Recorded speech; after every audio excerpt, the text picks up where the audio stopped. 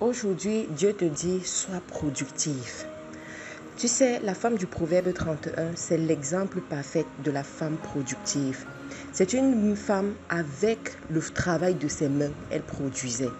C'est une femme à travers ses relations, elle produisait. C'est une femme à travers son intelligence, elle produisait. C'est une femme qui savait qu'elle peut aller dans d'autres contrées, acheter de la marchandise et revenir la vendre. Donc, elle avait toujours des activités productives. Je veux te dire ce matin que si tu veux grandir avec Dieu, tu dois apprendre à produire. Tu dois apprendre à fabriquer.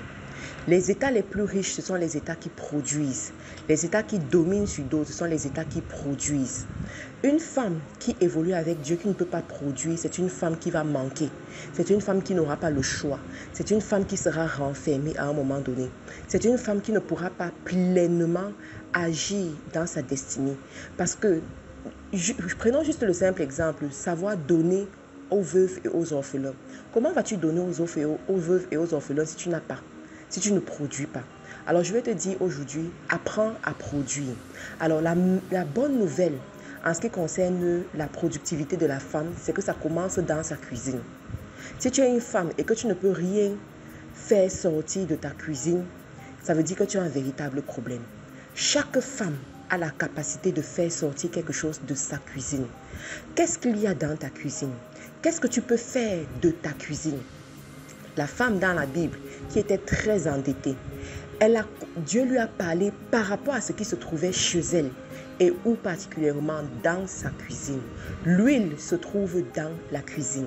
Je vais te dire aujourd'hui, femme, quand tu vas dans ta cuisine, demande à Dieu de te donner les yeux spirituels pour que tu puisses voir ce qui est dans ta cuisine, que tu peux transformer, ce qui est dans ta cuisine, que tu peux distribuer, ce qui est dans ta cuisine, que tu peux mettre à la disposition d'autres personnes, que tu peux utiliser pour produire quelque chose. À partir de ce qui est dans ta cuisine, tu peux bâtir une multinationale. À partir de ce qui est dans ta cuisine, tu peux conquérir le monde.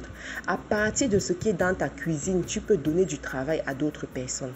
Je connais une femme que certainement vous aussi, vous avez remarqué autour de vous. À partir de sa cuisine, elle a commencé à faire des galettes. Aujourd'hui, ces galettes sont consommées à travers le monde entier et même aux États-Unis. Mais tout a commencé dans sa cuisine. Je veux te dire, qu'est-ce qu'il y a dans ta cuisine? Qu'est-ce qu'il y a dans ta maison? Qu'est-ce qu'il y a entre tes mains? Ce qu'il y a entre tes mains, tu peux l'utiliser. En ce qui concerne les hommes, c'est ce qui est dans leurs mains. C'est plus ce qu'il y a dans leurs mains. Observez bien les petits garçons. Lorsque on veut faire que les petits garçons côtoient le monde professionnel, on les envoie faire le travail de la main. Ce qu'ils vont utiliser leurs mains pour faire. Ça peut être la menuiserie, ça peut être la plomberie, ça peut être la mécanique auto, ça peut être l'agriculture, des travaux de ce genre où ils vont utiliser leurs mains. Ça se trouve dans tes mains. À partir du moment où tu peux utiliser tes mains pour transformer et créer de la richesse, tu es sur le bon chemin.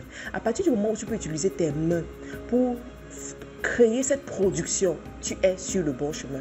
Je veux te dire, dans cette fin des temps, nous avons besoin des sacrificateurs et rois. Et c'est ce que la Bible te dit. Il a fait de toi un sacrificateur et roi. Tu dois être roi sur une montagne d'influence. Tu dois être roi sur un domaine. Je prie vraiment que Dieu te permette de comprendre ce genre de choses. Que Dieu te propulse à cette dimension de roi. À cette dimension où tu es très élevé. À cette dimension où tu es un bread provider pour d'autres personnes. Tu sais, la vie c'est une décision. Tant que tu n'as pas pris la décision de marcher à cette dimension, tu ne vas pas marcher à cette dimension. Je veux te dire aujourd'hui, sois ferme dans ta décision. Ne laisse pas le diable te garder dans ta situation présente. Ne laisse pas le diable te limiter à cause de la maladie, à cause des relations, à cause du passé, de ton passé, à cause de tes incapacités passées, à cause de tes échecs que tu as eu à connaître. Le futur est glorieux. Il y a encore de grandes choses à accomplir. Et rappelle-toi que chaque matin, l'Éternel renouvelle sa bénédiction dans ta vie. Chaque matin, l'Éternel te bénit. Chaque matin, l'Éternel te propulse. Chaque matin, l'Éternel t'équipe. Les bontés de l'Éternel ne sont pas épuisées. Elles se renouvellent chaque matin, nous dit la Bible. Alors, n'oublie pas ceci. Dans FDE Cameroun, on a notre arbre de Noël mercredi à partir de 18h. Si tu veux être là, rapproche-toi du siège.